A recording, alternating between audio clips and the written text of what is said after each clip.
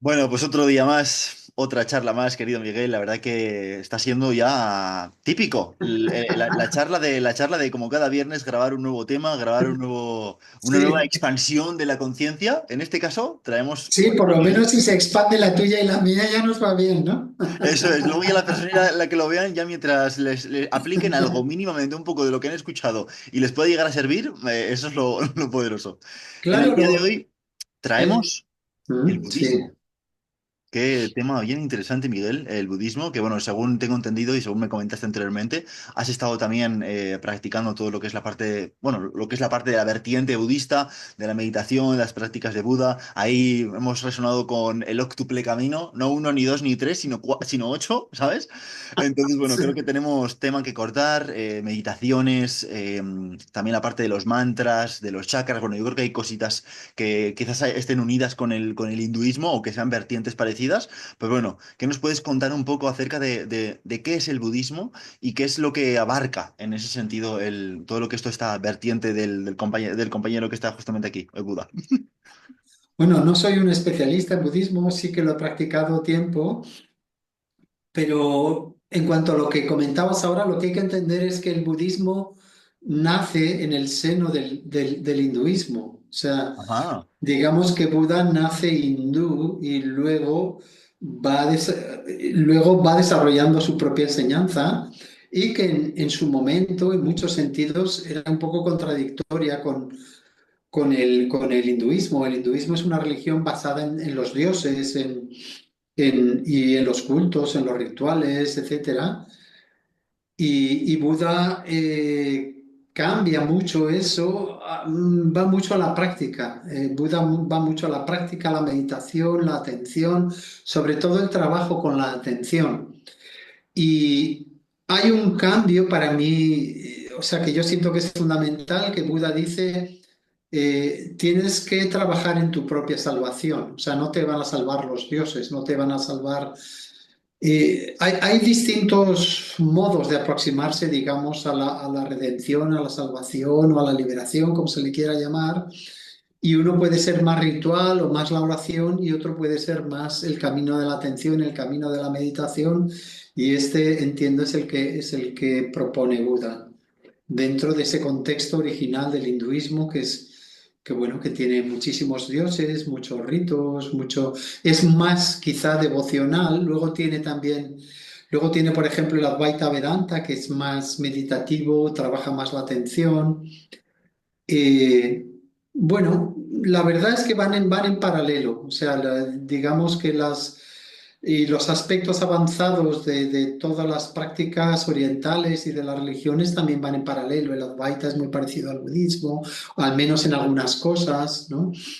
Como que Y comparten un poco quizás la placa base, sí, ¿no? de las enseñanzas y luego ya pues cada uno tiene como sus matices, su sí, bueno, dirección. luego el tema del budismo es que es más una filosofía que una religión, Mm. porque no postula una existencia de Dios. Simplemente ese tema lo deja abierto, entiendo yo, y dice, tú practica, llega y comprueba por ti mismo. Es muy científico en este sentido, ¿no? Es como, dedícate a practicar, dedícate a trabajar y ten tu propia experiencia, llega a esos niveles más sutiles y fíate de tu propio descubrimiento, sé una luz para ti mismo, dice el Buda literalmente, sé una luz para ti mismo y trabaja estos niveles sutiles y ahí descubrirás lo que hay, ¿no? Pero, digamos, él nunca menciona a Dios, no menciona en general la existencia de Dios, es más bien como practica y llega allí y tú verás lo que hay, ¿no? Entonces se centra mucho más en la práctica, en cómo llegar, que en lo que te vas a encontrar allí, lo cual para mí refuerza un poco esta idea de el método científico. Prueba, llega a tus propias conclusiones. De algún modo el budismo es para gente madura, ¿no? Que esté dispuesta a ser un individuo independiente, que afronte sus propias historias, haga sus experimentaciones, haga su práctica, llegue a sus conclusiones, la compare con sus pares, etcétera. Evidentemente, todo, el budismo también tiene una faceta más devocional, habla mucho de la compasión también, de Karuna, pero Bueno, es como, tiene este punto como serio de estudio, de práctica, de... Sí, Sí. de hecho, acercar. Es como tiene como un punto más adusto y quizá como para gente madura, ¿no? Para personas maduras que, que quieren experimentar en sí mismos, ¿no? Tiene como esta orientación. Esta es mi impresión personal, ¿no? No tiene por qué ser una verdad y mucho menos una verdad absoluta. Es más bien como una impresión de lo que transmite el budismo, ¿no? O lo que a mí me ha llegado del budismo. Vale, sí, sí, yo estuve en la meditación Vipassana, un retiro de 10 días, y a mí también me dio como esa sensación de, sobre todo más como, bueno, no sé si es este el precepto exacto, creo que es Sila, que es como la firme determinación, ¿no? De estar ahí comprometido en tu postura, con la atención, de nada de distracciones, nada de tal, vuelve otra vez al camino, tal, es como, yo creo que es un camino como para los más comprometidos. Sí, sí, Todos es un tienen camino compromiso, de... pero es como para los más comprometidos de, oye, mira, aquí es como, oye, está fantástico todas las movidas que has aplicado, pero aquí ya nos andamos con gilipolleces, ¿vale? Aquí, céntrate, lleva tu atención a esto, es lo único importante, lleva tu atención, lleva tu atención. Sí, sí, mira, en concreto yo también he practicado, yo lo que más he practicado, yo he trabajado un poquito en el Mahayana, pero sobre todo he practicado Vipassana. Y lo que has mencionado, Sila, es, digamos, el inicio, que es, son los preceptos, lo de no matar, no robar, etcétera. Esos 5 preceptos básicos. Y es muy interesante cómo se plantea en Vipassana y en el budismo, Sila for Samadhi, es decir, Sí, una conducta ética para llegar a el trabajo de la mente, el trabajo de concentración. O sea, no es simplemente, no es, evidentemente es bueno ser ético, pero lo que Buda indica es, has de ser ético si quieres ser capaz de concentrar tu mente, de que tu mente no esté dispersa, no esté yéndose de aquí para allá. Necesitas primero sila, es decir, la conciencia ética, ser una persona ética, para poder concentrar tu mente, llegar a samadhi, la claridad mental, la concentración mental, y a través de samadhi llegar a la sabiduría, paña o praña. Entonces, estos son como las 3 etapas, ¿no? Son Sila, Samadhi y Praña. no sé si te pasó a ti. Yo cuando fui dije, ostras, entonces como que para que al final del retiro o ya quizás dado un tiempo ya poder alcanzar Samadhi. Sí, Me quedé Samadhi, ahí como, bueno, igual según, porque luego a las 7 había como unas enseñanzas que a mí me gustaban mucho porque también pues como que entrenaba tu mente y daba como un tipo de información, digo, vale, parece que no va a ser del todo así, porque Samadhi según comparten o hablando quizás en otro tipo de palabras, es como llegar al primer eslabón de la conciencia pura o iluminación. No la iluminación sí, completa o no la conexión con Panya, que es la iluminación completa, como en este caso ocurrió con Buda, con Cristo y con Hawkins, pero sí llegar como a ese estado de, ostras, parece que no hay un yo personal, parece que no hay un personaje que esté dirigiendo aquí, en este caso, la mente y el cuerpo. sí, sí. Bueno, esto es, digamos, los contenidos del Dharma, que luego podemos hablar de ellos, que son anicca, la impermanencia, anatta, la no permanencia del yo, la no existencia del yo, y dukkha, que quiere decir eh, digamos, el rozamiento, la dureza de la vida, la tendencia a encontrar la dificultad. Dukkha es como insatisfacción, la tendencia a que la vida en la forma dentro de un cuerpo sea insatisfactoria. Esta es una de los principios del Dharma, ¿no? Y por eso en el budismo se habla de liberación de la forma, de salir de la forma y llegar a nirvana, a un estado de liberación, de estar fuera de la forma. Quizás antes que entrar un poco en el personaje, ya que nos vamos guiando por aquí, ¿qué es esto del Dharma? Porque él compartía mucho, ¿no? Sobre todo, bueno, en los audios compartía mucho de, bueno, cuando Buda ya iba a dejar el cuerpo, él no paraba, ¿no? De compartir el Dhamma. ¿Qué es esto del Dhamma? De la rueda El del Dharma, samsara también hablaba mucho, sí, que es una rueda en la que muchas veces la conciencia se ve imbuida. ¿Qué es todo esto? el Dharma, digamos que es como, es la ley universal. El Dharma es como son las cosas. Buda lo que decía es, yo he descubierto el Dharma, yo no lo he inventado. yo no lo he creado. Ah, El Dharma es como son las cosas. Yo, digamos, lo he redescubierto, porque el Dharma siempre está ahí, siempre está presente y se traduce, y yo creo, de la manera más acertada como ley. Es la ley, o es, digamos, la voluntad de Dios, sería en el cristianismo quizá, pero, o la ley de Dios. Pero básicamente se traduce como ley, como son las cosas, como de hecho son las cosas. Eso es el Dharma. Y transmitir el Dharma es transmitir cómo son las cosas, cómo funcionan la ley, cuáles son los principios que rigen el universo y la vida humana, por así decirlo. Una vez conocidos los principios, uno se puede alinear con los principios y de esta manera aliviar el sufrimiento, o uno puede ir en contra de los principios y de esta manera profundizar en la desarmonía o en la sinrazón o en el sufrimiento, por así decirlo. buenísimo, buenísimo. Algo que también surgía mucho y que compartían mucho y que no sé si esto va también de la enseñanza, entiendo que sí, que hablaban mucho sobre el tema de los diferentes samskaras y que cuando te dejabas imbuir por el samskara que aparecía, que se despertaba en tu interior a nivel de sensación, ¿no?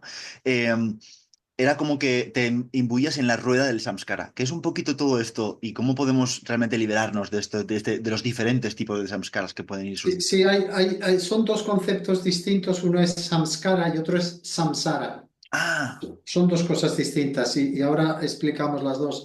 Samskara es la huella de memoria, es una huella de memoria, una impronta que uno tiene y de alguna manera está guardada en el cuerpo-mente.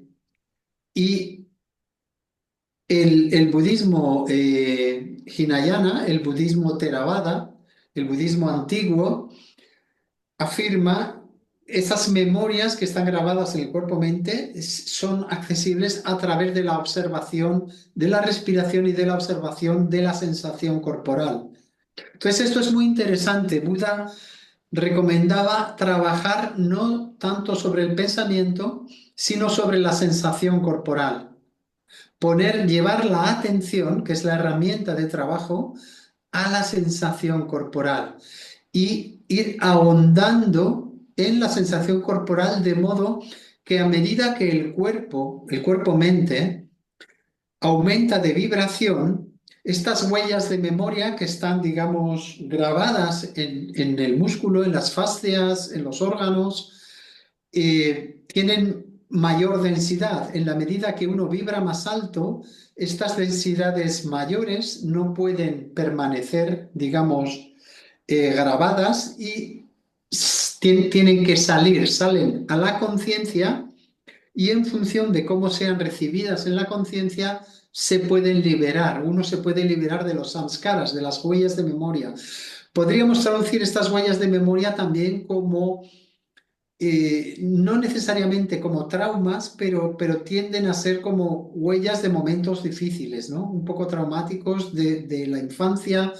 Los budistas siempre hablan de otras vidas, de las tendencias, del karma, de lo que se ha quedado grabado y de lo que de alguna manera en cristianismo se podría hablar de la culpabilidad, de la vergüenza, de las emociones. O sea, está muy vinculado, ¿no? Entiendo yo, el samskara, la huella de memoria, con algo que me ha dolido, que ha quedado de alguna manera grabado, o un recuerdo que ha quedado grabado en el cuerpo-mente y que a través de la observación de la sensación y de que suba la vibración, ese samskara ya no puede permanecer en el cuerpo-mente, surge a la conciencia y cuando es recibido con ecuanimidad,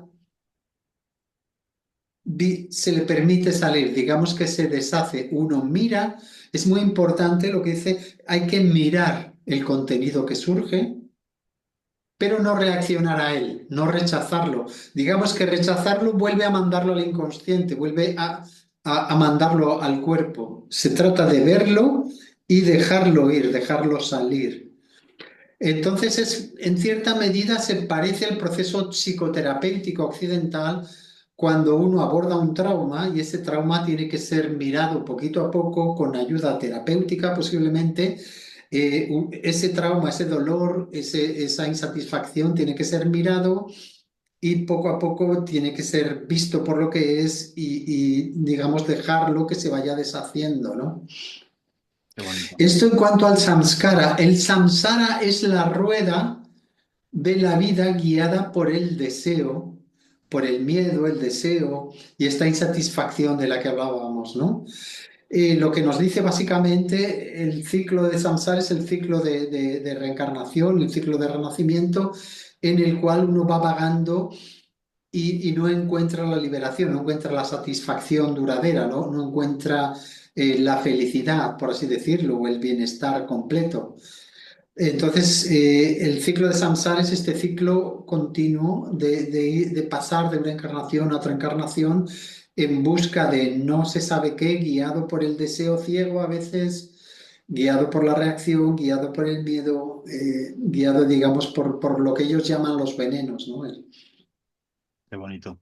Y qué bonita manera también de explicarlo, Miguel. Gracias por compartirnos, porque sobre todo algo que a mí me parece muy bello del budismo es la mezcla que tienen, ¿no? Entre su vocabulario antiguo, podemos llamarlo Pali, que es un poco el vocabulario que lo compartían, y la unión con este vocabulario llamado karma, que al final, pues bueno, son maneras, ¿no? De hablarlo en los diferentes lenguajes.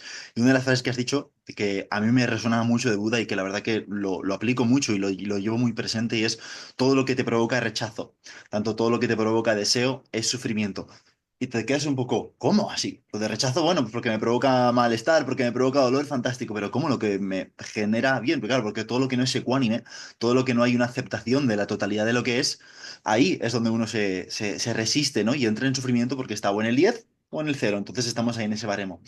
Y me gustaría preguntarte un poquito que nos cuentes, este muchacho llamado Buda, ¿quién es y por qué ha sido tan importante en todo este proceso de vida? Que fíjate, ¿no? Que ya también es una frase que ya sacamos también al otro maestro Jesús, que no se montase una religión o una filosofía en su nombre, y en este caso, pues bueno, parece que en Buda también ha sido inevitable. Cuéntanos un poquito acerca de este personaje, que no es tanto un personaje, sino más como un título o una etiqueta que se le ha otorgado. Sí, Buda lo que quiere decir es el despierto. Bueno, la historia es conocida, es muy conocida, él era un príncipe. Los astrólogos habían dicho a su padre que él sería o bien un gran rey, alguien muy poderoso, o bien sería un liberador de la humanidad. Y el padre quería que le sucediese, entonces le tuvo muy protegido durante la infancia digamos, encerrado dentro de los muros del palacio.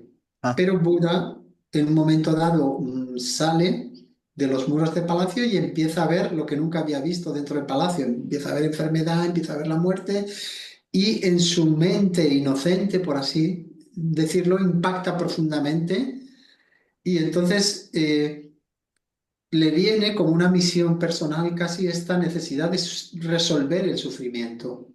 O sea, de repente le choca totalmente en su mente que exista la muerte, que exista el sufrimiento, que no, él dice, no puedo seguir viviendo sin resolver esto. Entonces ve a los mendicantes, a los renunciantes, él siente el tirón de hacerse renunciante, abandona a su familia y se va al bosque a seguir una vida de renunciante.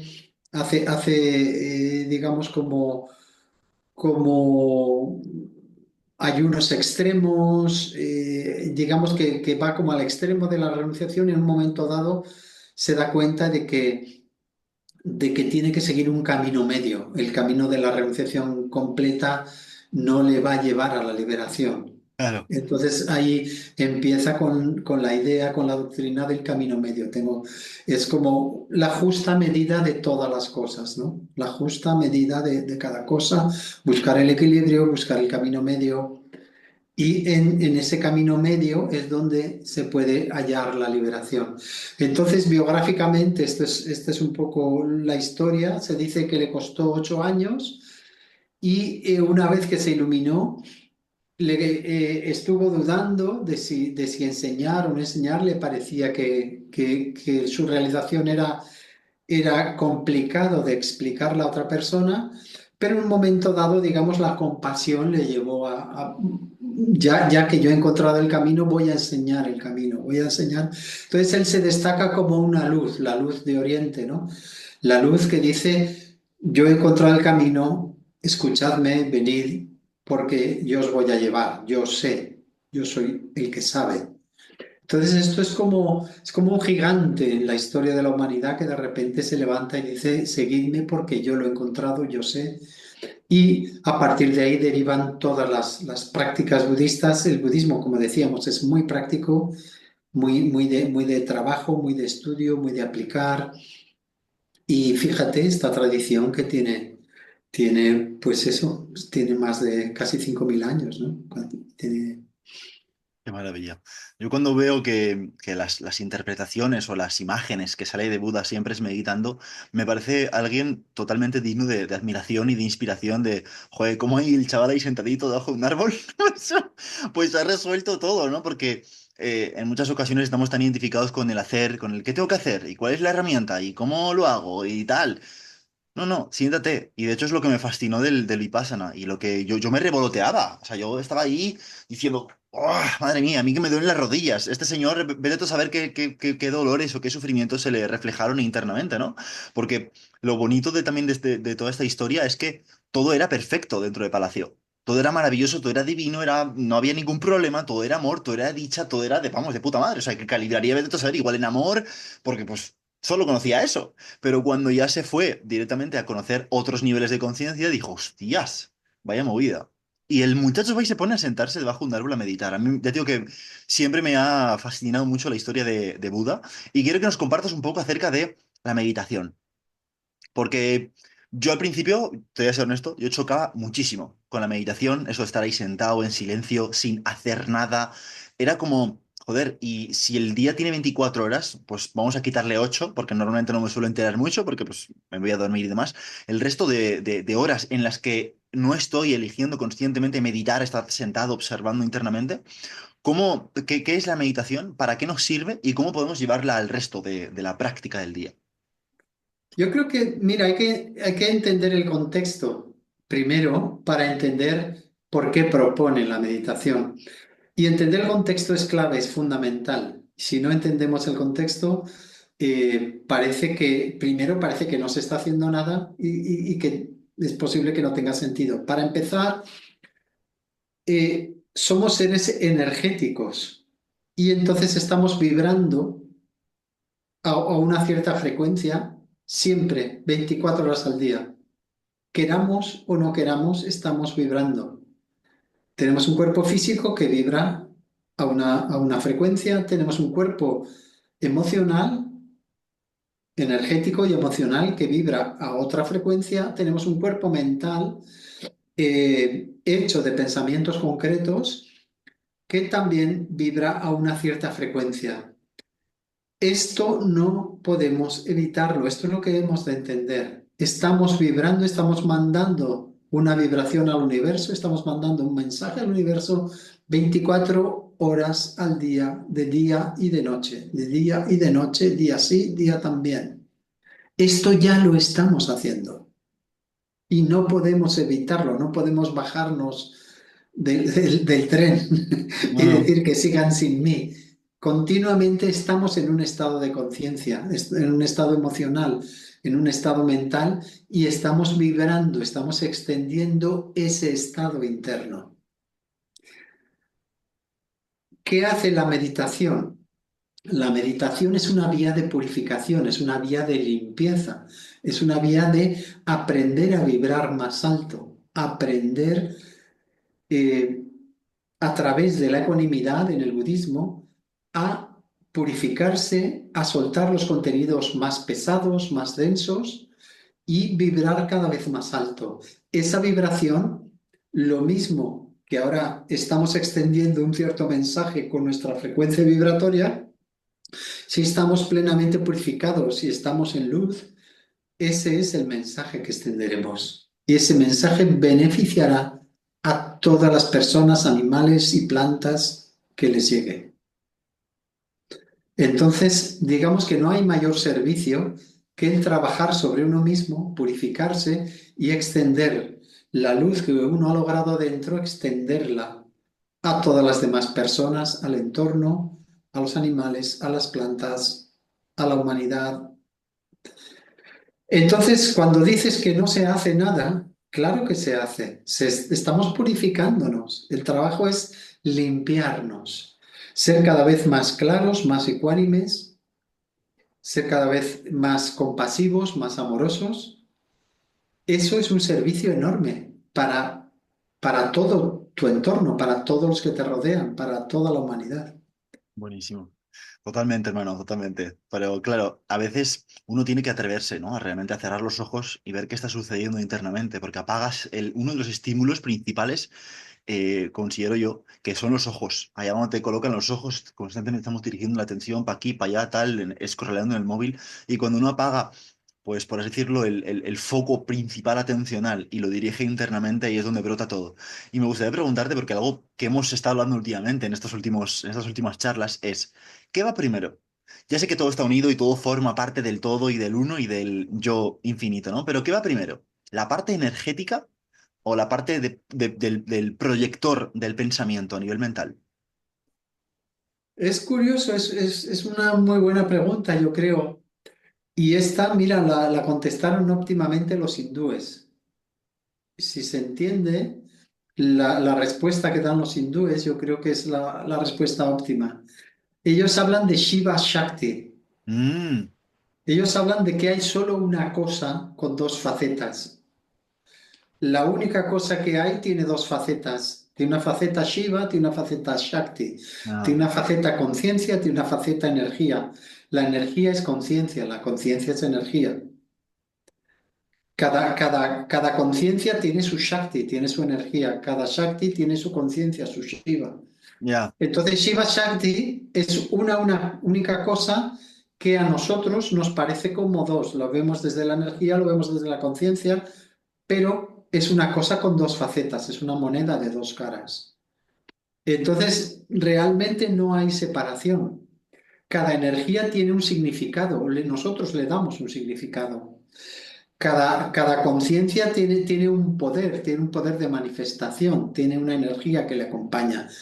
En sí se puede ver esta síntesis Shiva Shakti, ¿no? Esta doble cara, conciencia-energía. claro. Si tú te enfocas en un lado de la moneda, ahí verás pensamientos. Si te enfocas en el otro lado de la moneda, pues te verás energía y el reino de los cielos y el tal y el prana y demás. Pero claro, es una moneda completa, entera. Ya. La cuestión es que puedes trabajar desde el lado de la energía o puedes trabajar desde el lado de la conciencia. Y puedes trabajar en aquello que a ti se te haga más fácil, que te vaya mejor. Y en algún momento, digamos, el trabajo también, cuando uno esté suficientemente avanzado, el trabajo se unificará. Será trabajo conciencia-energía. Pero sí que, digamos, en la tradición se dan, digamos, dos caminos principales, ¿no? El camino de la devoción, el camino del discernimiento, el camino de la mente, el camino de la emoción, camino de la emoción más ligado a la energía, el camino del discernimiento más ligado a la conciencia y el pensamiento. Pero son formas de hablar, porque al final, digamos que tenemos que entrenarnos en todos los palos, o al final, digamos, el camino nos lleva a contemplar que efectivamente son una sola cosa, conciencia y energía. Hay una sola cosa, hay una unidad que lo percibimos bajo dos aspectos. Buenísimo, totalmente. Sí, no, al final, inevitablemente tenemos que trabajar todo lo que nos rodea, ¿no? Y hacer, y reconocernos y reunirnos con todo lo que hemos creído que no somos. Y al final ahí es cuando ni esto, simplemente soy, ¿no? Que creo que es un poco también el símbolo, ¿no? Del Sí, Namaste, que es al final la unificación de lo que creo no ser y de lo que soy realmente. Entonces me unifico, acepto, reconozco, me uno con todo y no estoy peleado ni con una cosa ni con la otra. efectivamente, yo creo que lo ha resumido maravillosamente. El camino siempre es la unificación. Primero la unificación dentro de mí, después la unificación con mis hermanos, como dice el curso de milagros, y después la unificación con Dios. Y todo eso se va haciendo a la vez, ¿no? En la medida que yo estoy más unificado dentro, me siento más unificado con mis hermanos y me siento más unificado con la totalidad, con el todo, con la totalidad de todo lo que es, todo lo que existe. Totalmente. Pero siempre, efectivamente, estoy muy de acuerdo. todo es un camino de unificación. Nosotros ahora estamos divididos entre consciente e inconsciente. Tenemos un inconsciente al cual parece que no tenemos acceso, y ampliar nuestra conciencia del inconsciente es el camino primero de la terapia y después de la expansión de conciencia. En este sentido, eh, el budismo es un camino muy psicológico y en cierto modo podría ir en paralelo con la psicología occidental desde Freud, ¿no? Cuando Freud dice hacer consciente el inconsciente, ¿no? Digamos que Freud lo dice en Occidente también. Hay que hacer consciente el inconsciente, hay que unificar y todavía más lo dice Jung. Jung lo tiene clarísimo, ¿no? Hay que trabajar la sombra porque hay que unificar lo que uno tiene rechazado de sí mismo, hay que integrar la sombra, hay que integrar los arquetipos anima, animus para ir a una mayor unificación como alma, ¿no? La totalidad del sí mismo, ¿no? La totalidad del self. Totalmente, Y, totalmente. Totalmente, buenísimo, Miguel. Me gustaría compartir ahora sobre el tema de, bueno, antes de preguntarte sobre este tema que al final, lo que decimos, ¿no? Al final el lenguaje en Occidente y en Oriente se ha comunicado de una manera diferente, que es sobre el tema del karma. Me gustaría preguntarte que nos pudieses dar, no sé si dos o tres, o igual quizás uno, de una práctica meditativa, de meditación, aquí para las personas que nos estén escuchando, que podría ser óptima y poderosa para poder empezar a conectar con la meditación, empezar a reconocerse en uno mismo y a poder contemplar y observar internamente. Porque sabemos que tú has hecho mucha vipassana, que has probado otro tipo de meditaciones y vete a saber cuántas más cosas simplemente cerrando los ojos has probado, ¿no?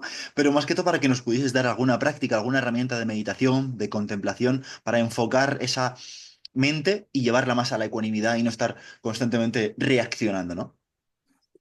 pues mira, yo la verdad es que puedo hablar de lo que he vivido y de lo que he vivido es más vipassana que cualquier otra cosa. Entonces, si alguien quiere practicar y practicar de verdad, yo creo que la introducción de vipassana es óptima porque, porque es muy completa, da mucha información, es una información que es fácil de entender, es fácil de asimilar, no es tan complicada. Y es una introducción muy completa. Y es una introducción no solo teórica, sino práctica. O sea, es siéntate, vive, experimenta. Entonces yo creo que no hay mejor introducción que esa. Y además requiere un cierto compromiso. Y también me parece muy bueno que requiera compromiso de tomar 10 días de tu vida para ir a sentarte. Y pruébalo, pruébalo honestamente, prueba si cómo entras y cómo sales, mira el efecto que ha tenido en ti y ahí tienes, digamos, la información básica para tomar una decisión sobre tu vida, si eso te conviene o no. Eh, Tomar una receta breve de hacer esta pequeña meditación de tal o de cual o un mantra es mejor, en mi opinión, tomárselo en serio, ir a una tradición y estar bastante tiempo, bastante energía y dedicación para profundizar en algo, para realmente, esto lo dice también Goenka y creo que tiene mucha razón, cuando cavas un poquito aquí, un poquito allá, al final no encuentras el agua, ¿no? Si tienes que coger una cosa y voy a cavar hasta que encuentre agua, hasta que abra. Hay que insistir tiempo, ¿no? Realmente llegar a entender qué es la meditación. Los estilos son diversos, se puede empezar con Vipassana, se puede empezar con el Zen, pero aquello a lo que uno se dedique, estar tiempo de manera que le cale, que lo note, que le calen los huesos. Yo Vipassana hasta cierto punto lo tengo incorporado, o sea, y me parece que es una sabiduría profundísima, entender la importancia de la sensación corporal, porque en la sensación corporal está toda nuestra memoria implícita, toda nuestra memoria de cuando éramos bebés está grabada como sensación corporal, no es una memoria racional, ni está en imágenes, está grabada directamente en este vehículo. Y en este vehículo pueden estar grabadas memorias que desconocemos incluso de otros niveles, ¿no? De niveles colectivos, etcétera. Y una llave muy profunda es esta capacidad de observar la sensación corporal, observar la reacción. Fíjate la sabiduría de Buda que nos dirige hasta cierta medida al control del cuerpo emocional, cómo reaccionamos. y nos dice, la primera prioridad es reaccionar con esta ecuanimidad, con esta tranquilidad, dejando pasar, dejando hacer, dejando que las cosas, observando, creando esa fuerza del observador que está ahí ecuánime, que se mantiene ecuánime y deja pasar. Totalmente, muy de acuerdo con esto, la verdad. Al final creo que los seres humanos, eh, hartos a veces de probar cosas, una cosa, la otra, para aquí, para allá, si no me gusta esto voy a por lo otro, a veces nos perdemos. Y el compromiso con una pequeña práctica es como cuando te dan un coche nuevo o cuando tienes un hijo, es como, joder, se requiere de un tiempo, se requiere de una paciencia, se requiere de una práctica, ver cómo te sienta, ver cómo va todo, como una dieta, como cuando pruebas un ejercicio, una nueva actividad física, es como, oye, date un tiempo, ¿no? Que es la mítica frase que se dio, date un tiempo, ¿no? Date tiempo. El Sí, tiempo lo sí. cura todo, tal, pues es como, date también ese permiso de poder probar eso. Estoy muy de acuerdo, ¿no? Porque digamos que hay un supermercado espiritual muy amplio. Hoy en día hay muchas ofertas de miles de cosas y cada cual la publicita haciéndola atractiva. Pero hay un momento dentro de esa variedad de posibilidades que uno puede sentir un llamado un poco más profundo, decir, aquí creo que hay algo para mí". Entonces, me parece muy importante cuando uno siente esa llamada, ir ahí, ir Coger ahí, el ir a teléfono. profundizar, coger un camino, coger un camino. No, vale, yo he probado muchas cosas, pero ahora estoy en este camino y le voy a dedicar años. Le voy a dedicar 5 años, 10 años, voy a profundizar, voy a ver realmente qué me dice y voy a ver el beneficio que tiene para mí. Voy a quedarme el tiempo suficiente para recibir el beneficio. Claro. Si no, estar picoteando aquí y allá no me va a traer ningún beneficio, solo me va a traer más curiosidad, me va a parecer que estoy haciendo algo, que conozco las cosas, pero no conozco las cosas por hacerlas ni meses, ni siquiera un año, y a veces ni No, no, cinco no, años. no, qué va. Tienes que profundizar igual toda una vida para llegar a sitios donde realmente empiezas a sentir beneficios para ti y que puedes compartir lo que tú tengas como beneficio, luego lo vas a poder transmitir, y de hecho lo vas a irradiar, incluso involuntariamente, lo vas a irradiar en forma de calma, en forma de paz, en forma de buena voluntad, en muchas formas. Pero este proceso a mí me parece súper importante, ¿no? Para toda la gente así más que está iniciándose, gente más novata, vale, sí, sí, hay un tiempo para mirar, para estar en el mercado, para probar cosas, pero ojo, cuando sienta un llamado, cuando sienta una vocación por algo, sea meditación, sea oración, sea miles de cosas que hay. Pero De cuando hecho, una cosa me llame de verdad, voy a respetar esa llamada, me voy a respetar a mí mismo y voy a entrar ahí con esa continuidad, con esa seriedad, porque quiero realmente obtener beneficios de mi práctica. totalmente, totalmente. De hecho, fíjate que Hawkins era muy implacable con esto. Comprométete con una práctica. Con una práctica y Exacto, dale con eso. La cuestión aquí exacto. es que en el bufete espiritual hay muchas cosas que te invitan a ver fuegos artificiales en tu mente y cerrar los ojos y unas películas de la hostia, ¿no? Y es como, pero si no hay... Hay una frase que se dice en el cine que dice, la realidad supera la ficción. Totalmente. O sea, las fumadas que se nos plantean en nuestra mente no necesitamos que sean amplificadas y potenciadas por otro tipo de sustancias, que bueno, hay muchas vertientes, como tú bien dices. Pero sí, mínimo, yo siempre recomiendo mínimo un año. De hecho, el Vipassana, cuando tú sales de ahí, te dicen, mínimo comprométete un año. Mínimo comprométete un año. Si más o menos aquí pasamos unos 85 90 joder, pues un año comprometiéndote a esto, ya que has empezado y te has pegado aquí 100 horas, porque parece una tontería de, ay, 10 días. Sí, sí. Pero ve 10 días a cerrar los ojos, a estar contigo, porque realmente ahí es donde surge todo el mal, ¿no? O sea, bueno, todo el mal, todo lo que creemos que es mal y que nos provoca mal. Y por último, me gustaría preguntarte dos cositas, Miguel, y es sobre el famoso karma. ¿Qué es esto de la ley del karma?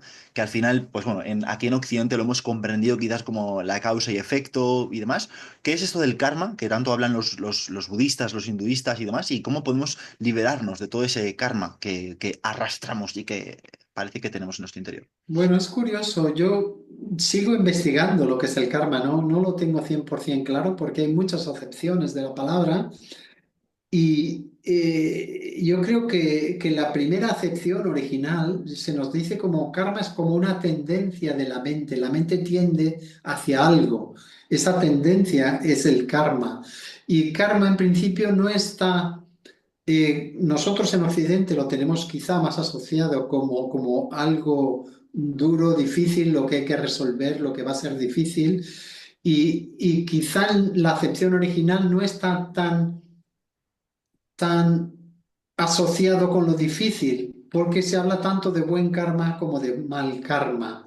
Digamos también la explicación general es ley de causa y efecto. Es cada causa va a tener un efecto. Eh, y tiene que ver también con esa continuidad de vibración en la que estamos y de la que no solemos ser conscientes. Continuamente estamos emitiendo a nivel de pensamientos, de mente, a nivel de emoción, incluso el cuerpo físico.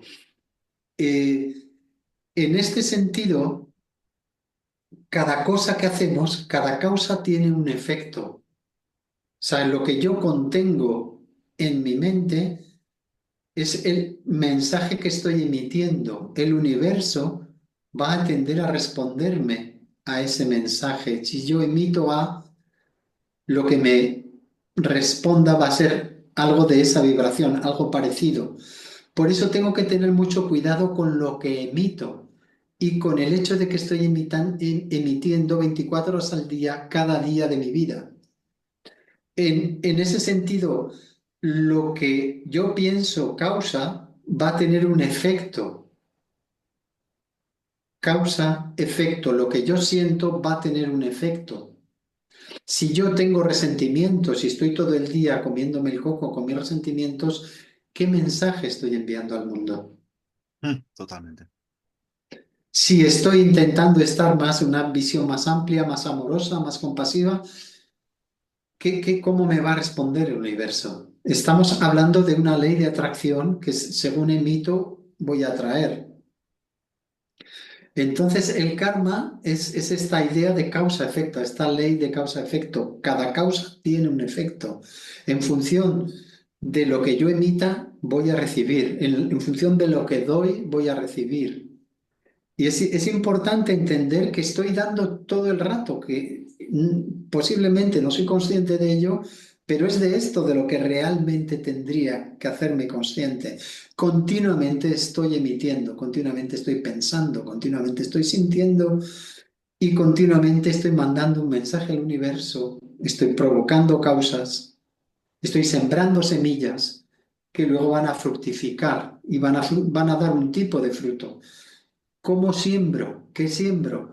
Según siembro, recogeré, ¿no? ¿Qué se dice en los evangelios? Que es la misma idea de causa-efecto. ¿Cuál es la semilla que pongo? ¿Pongo una semilla de compañerismo? ¿Pongo una semilla de separación? ¿Qué voy a recibir? ¿Pongo una semilla de ira? ¿Pongo una semilla de bondad? En función de lo que ponga, voy a recibir. Y posiblemente he emitido muchas cosas, he sembrado muchas semillas inconscientemente. Se suele sentir, se suele hablar también como karma, todas esas semillas inconscientes desde la infancia, incluso en otras vidas, eso va a seguir fructificando, porque eso es la ley es causa-efecto, cada causa tiene un efecto. Lo que siembro, lo que siembras recogerás, lo que siembras recogerás. Voy a ir recogiendo cosas, ahora puedo ser más cuidadoso con lo que siembro y también más cuidadoso con lo que recojo. Cuando recojo algo, darme cuenta, vale, en su momento era ignorante, sembré esta semilla, ahora estoy recibiendo la semilla de lo que sembré, voy a aprender a sembrar algo mejor para tener algo mejor en el futuro. Pero esta consecuencia que me está llegando, voy a tratar de cogerla con la máxima amabilidad conmigo mismo y con los demás, con la máxima ecuanimidad, con la máxima apertura. Claro, normal. Al final es acompañar. Ley de causa-efecto. Claro, claro, claro. Gran manera de llevar toda esta información a la comprensión, ¿no? Porque en muchas ocasiones la culpa está ahí, uf, se te mete de esto lo has hecho mal, esto has decidido mal, esto no tienes que haberlo hecho. Y a veces el foco lo ponemos siempre desde los ojos para afuera. Entonces vamos perdidos entre tanto deseo mundano, entre tanto querer, entre tanto conseguir, obtener, que no ponemos la atención otra vez el foco en lo realmente importante. Mediante esta pequeña comprensión de lo que es la ley de causa y efecto, que somos seres vibratorios, energéticos, nos ahorraríamos, diría yo creo que muchos disgustos, porque podríamos reconocer y ver, ostras, ¿qué está pasando en mi interior? ¿Qué está sucediendo en mi qué interior? estoy sembrando? ¿Qué semillas estoy Claro, poniendo? ostras, esto lo he ¿Cómo, elegido yo, esto es mi responsabilidad. cómo me estoy relacionando con este hermano o con con esta persona? ¿Cómo estoy contestando?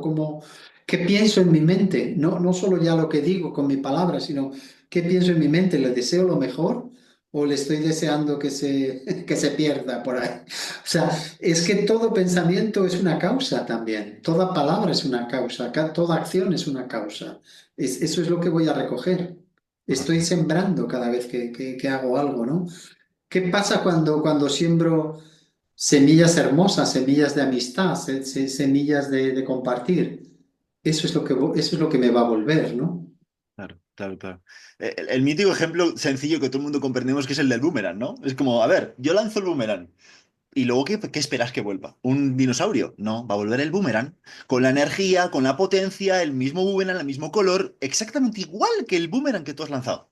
No esperemos otra cosa diferente. No va a volver un plátano para que te lo comas y lo pongas en el bol de frutas. No, no, no. Va a volver el mismo boomerang con la misma potencia. ¿Sabes? Bueno, es muy curioso, ¿no? Muy curioso. Y por último, Miguel, por preguntarte, que es algo que también siempre se habla, ¿no? Aquí muchas veces en Occidente yo incluso también recuerdo haber dicho de joven de, uff, luego ya verás el karma. Es como que ya esas semillas de alguna manera están expuestas en nuestra conciencia. Y es sobre el tema de los chakras.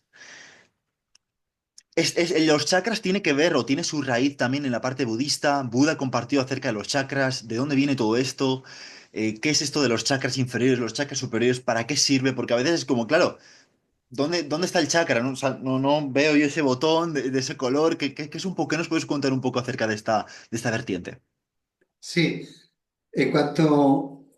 Bueno, luego me gustaría añadir algo un poquito más sobre esta ley de causa-efecto que hemos dicho. Pero en cuanto a los chakras, digamos que nos dice la tradición que tenemos un cuerpo físico y tenemos un cuerpo energético. Y esto es bastante evidente una vez que uno ha visto un cadáver. Cuando ¿No? uno ve un cadáver, se da cuenta, vale, esto es lo que es el cuerpo físico. Esto No es hay lo que más. queda. Esto es lo físico. Este cuerpo físico está animado, está vivo, porque hay energía dentro. Está vivo porque hay una circulación energética. Esto es claro, ¿no? De ver un cadáver a ver a alguien vivo, te das cuenta, tiene vida, tiene esta circulación energética y esa circulación energética tiene unos canales, tiene unos nadis y tiene unos centros donde se cruzan esos nadis, esos ríos. Los nadis, nadi quiere decir río, río de energía, río por donde circula la energía. La energía no va, digamos, de manera al tuntún, sigue unos canales o unos ríos que se llaman nadis y los chakras son los lugares donde se cruzan, hay una confluencia de esos ríos o de esos nadis y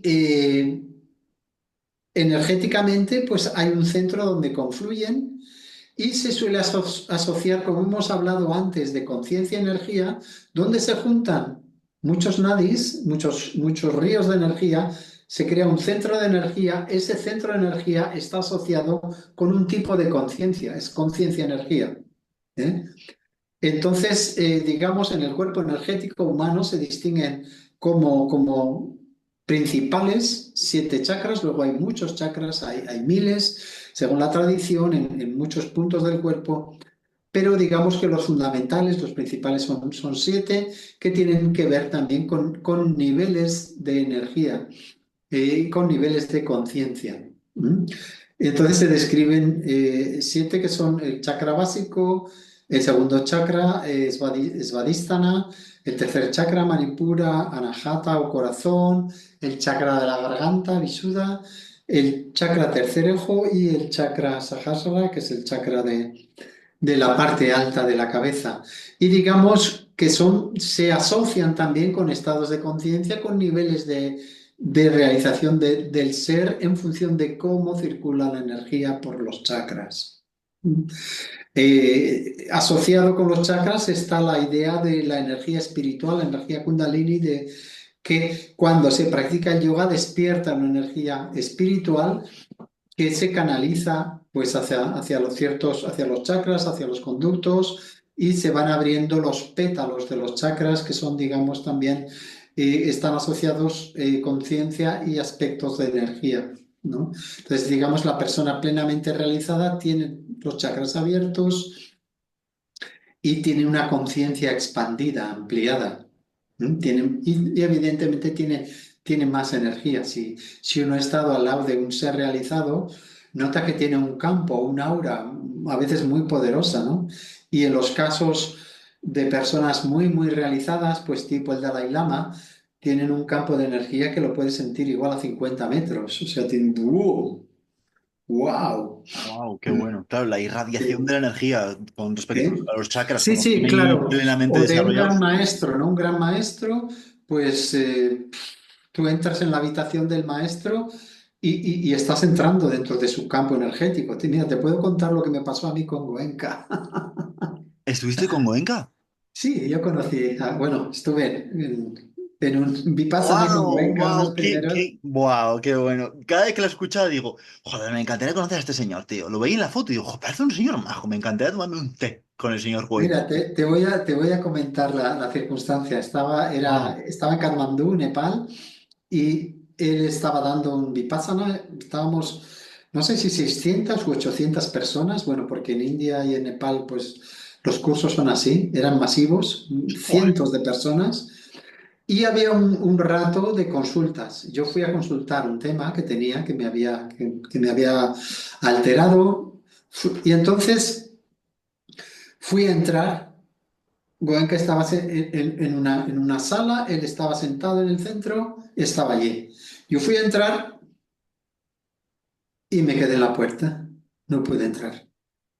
No pude entrar porque Goenka tenía un aura de una potencia, como creo que no he conocido. O sea, estaba como disuelto y había como oleadas de energía que bañaban la habitación. Entonces yo sentí, si doy un paso más, me meto dentro de Goenka. Entonces sentí el respeto, me quedé en la puerta y le pregunté desde la puerta. Dije, pom, pom, pom, pom, pom. Él me contestó desde donde estaba. Le saludé y me fui. Shit, man. ¡Wow! Yo no había visto, o sea, no había sentido a alguien con un Una, campo energético tan potente, o sea, estaba como completamente disuelto y llenaba la habitación entera, pero con una intensidad. Bueno, y fue, bueno, increíble. esa fue la circunstancia, es bueno, Qué potente. ¿Has estado alguna vez con alguna persona también así, aparte de Goenkaji, con esa potencia áurica, con esa energía Sí, he presente? conocido a algunas otras personas, pero personas que no son públicas, que nadie les conoce y que han querido permanecer entonces no se puede comentar sobre ellas. O sea, Pero sí, sí he conocido más. los míticos que comparte Hawkins de que no se conoce de ellos, ¿no? En plan, que seguramente habrá muchos más Sí, iluminados, claro, hay pero personas que tienen una función pública, hay personas que no tienen una función pública. Y hay personas que cuando no tienen una función pública, pues prefieren que no, que no se hable de ellas en público, ¿no?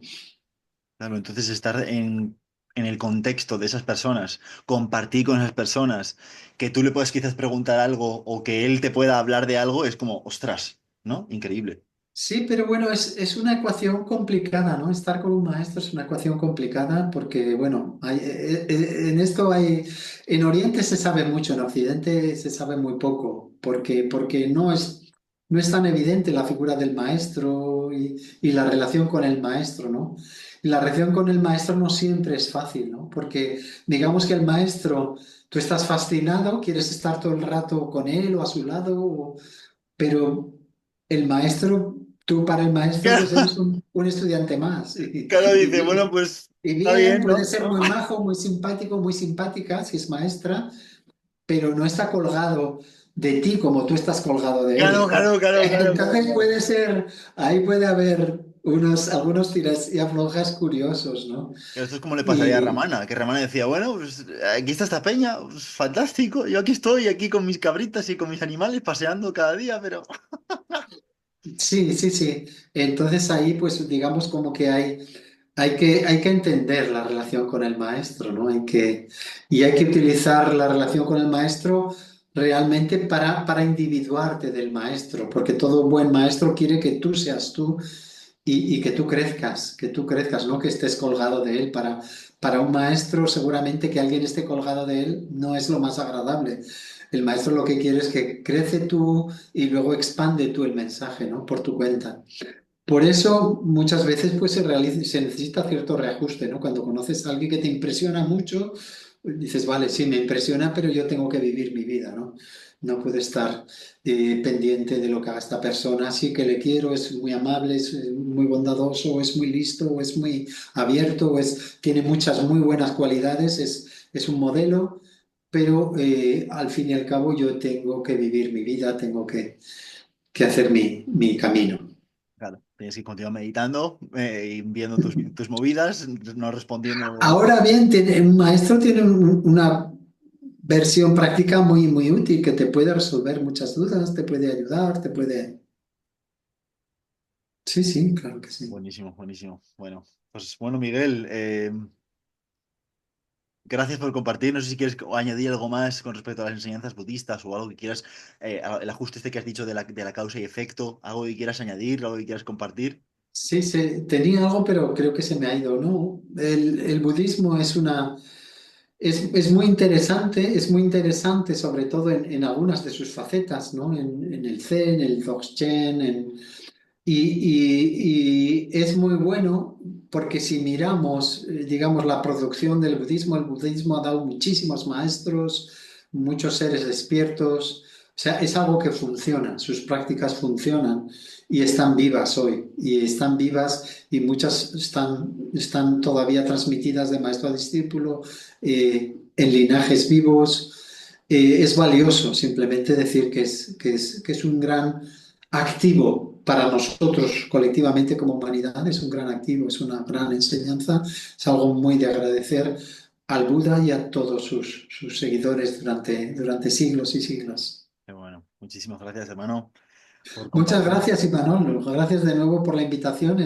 Bueno, ya sabes que a mí me encanta charlar de estos temas y gracias también a los oyentes o videntes que, nada, aquí estamos para ellos y encantados. Bueno. En el día de hoy el budismo con Miguel Iribarren, gracias a todos por estar aquí. Sabéis que cualquier duda pues podéis ponerlo por los comentarios y cualquier circunstancia o cualquier tema que os gustaría que trajésemos.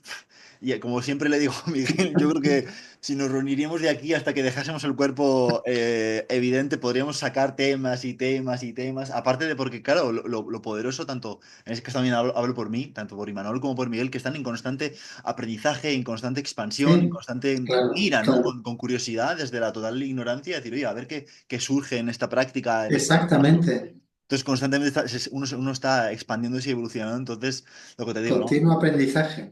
Continuo aprendizaje. Al final, de hecho, hay una frase que no sé si es del curso, no sé de dónde decía, que el mejor maestro es aquel que nunca olvidó ser un eterno aprendiz, un eterno alumno, una y otra y otra. Porque alumno y maestro no están separados, están constantemente unidos. Así que, Miguel, es para mí un placer, un honor, una bendición estar aquí compartiendo contigo. Nos vemos en Gracias, la próxima Imanol, charla o y allá gracias a donde se todos. disponga. Nos vemos. Muchas gracias, chicos.